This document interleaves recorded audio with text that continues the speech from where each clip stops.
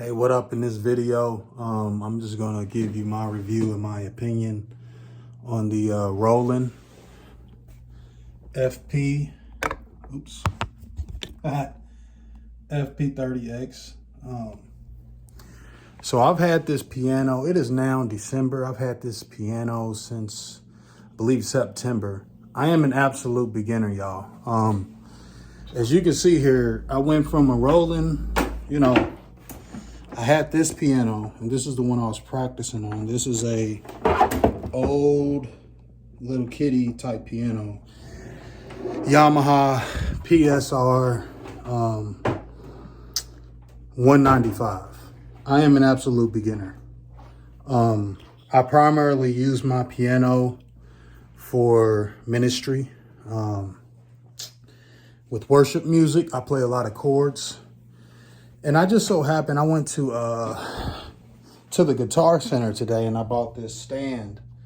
Sorry for the mess here, y'all. But I bought this stand, or chair, sorry, for my piano. And I was walking around, I was looking at the different pianos in the Guitar Center, and I realized how well I had it, to be honest. This piano, so I remember when I first bought it, I didn't know a lot about pianos. I didn't know a lot about playing the piano, what to look for, but I did my research. I made sure that that it was the best in that price range, and I made the purchase. And I can say for the last 3 months, I've been kind of spoiled for this to be my first piano. For one, the key action, I guess is what they call it, how it actually feels, how the piano actually feels. Let me play something with one hand real quick, just to show y'all what I've been working on and stuff. I forgot what this song is called, but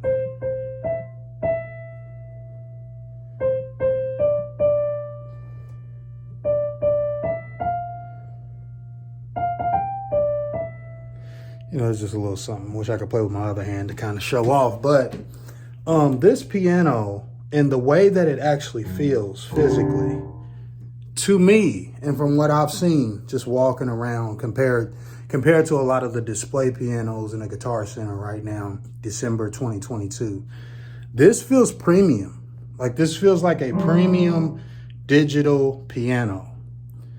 And I've given it the respect of calling it a digital piano because of how similar, or how people say how close it is to an actual piano. I have to give it that respect. It has a lot of features on it. This is probably one of my favorite when I'm doing worship music. Like, if I'm doing worship music, and sorry about that, I love those strings.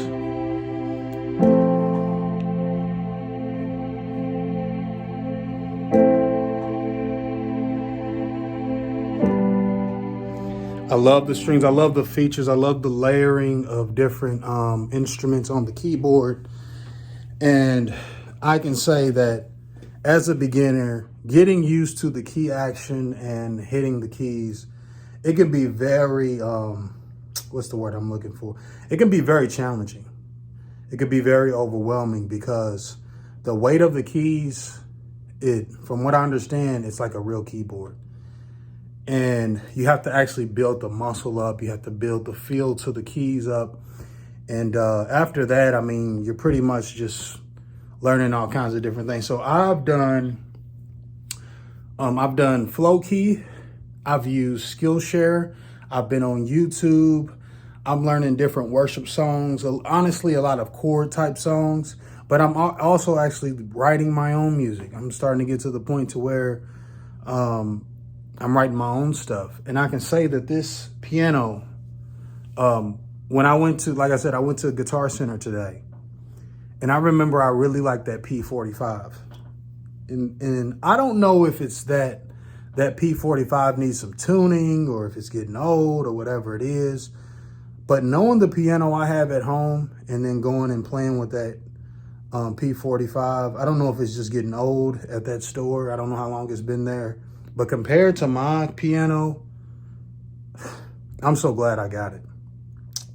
So I believe I paid around $600 to $700 or $800. I don't even remember. I know I got it on a sale and I'm still paying on it. It's like $17 a month with Sweetwater.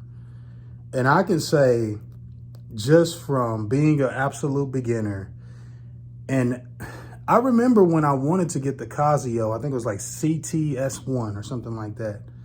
I remember liking those pianos more because they were less challenging. And I really wanted to just get into the flow of learning the piano and the keys. But I would say, like, ever since, I guess today mainly, and this is the reason why I'm inspired to do this, ever since today, when I went to the store and I looked around and I saw what was there, then I know what I have at home, because I've been with this piano for like 3 months straight, like almost every other day practicing on the piano. I can say out of a 10, okay, out of a 10, I would give this piano a 9. The only reason why I would give it a 9 and not a 10 for the price is because of the old school buttons here, okay? This is how you switch around, and you got to know what you're doing with these buttons, with these numbers on the keys, to switch the different sounds. For example, I got to hold down